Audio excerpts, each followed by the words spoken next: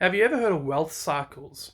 I remember listening to a guy called Mike Maloney about 3 or 4 years teach about wealth cycles, and it was absolutely life changing.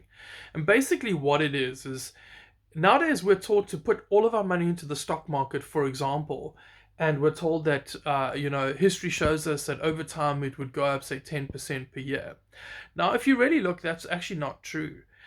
If you had bought £100 or $100 worth of the Dow Jones in 1929, the market crashed and we had the Great Depression, and it took until 1954 for you to get your $100 back.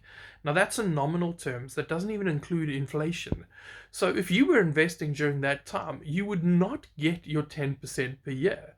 Understandably, over the last 40 or 50 years, since we've been printing money into infinity, the stock market has generally gone up about 10%. But that's not always the case. So we need to have a look at what wealth cycles is basically comparing three different kinds of assets and seeing which asset is cheap at that time.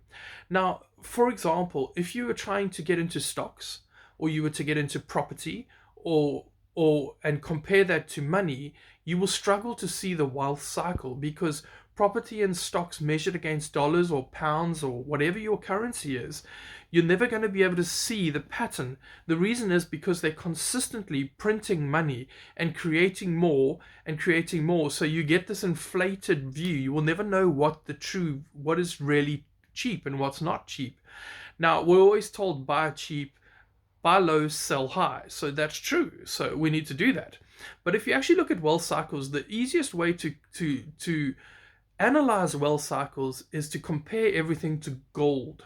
Now, gold was inherently money, always will be money. It's God's money. And in fact, gold has an inflationary percentage of about 2.5% in real terms. It can never be more than that. Sometimes it's less than that. And that's just because there's a fixed amount of it. You can't print it into infinity. So, in order to understand wealth cycles, you need to compare the price of houses, the price of stocks, against the price of gold.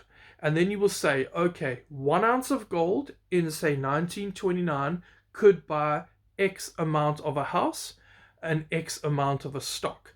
Then you analyze it and you say, okay, well, 20 or 30 years later, 1 ounce of gold will buy how many houses, how many stocks. So you can see what's in a bubble. Is gold cheap? Are houses cheap? Or are stocks cheap?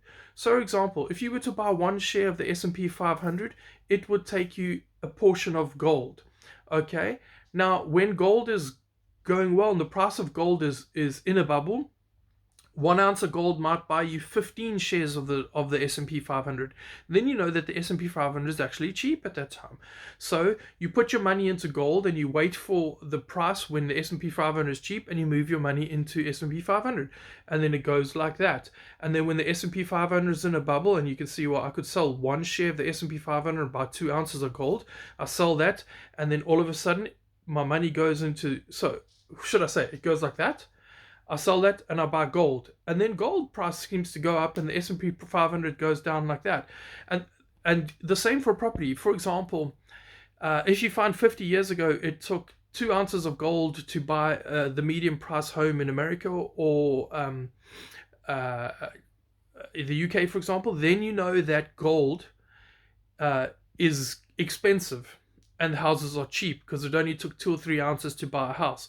But if you find it's taking 35 ounces of gold to buy a house right now, then what's the cheap asset? Well, gold's the cheap asset, because you can get 35 pieces of gold for one house. So why would you buy the house? You would rather wait until the gold is the value that 2 ounces of gold buys you one house, so you can buy 30 times more houses.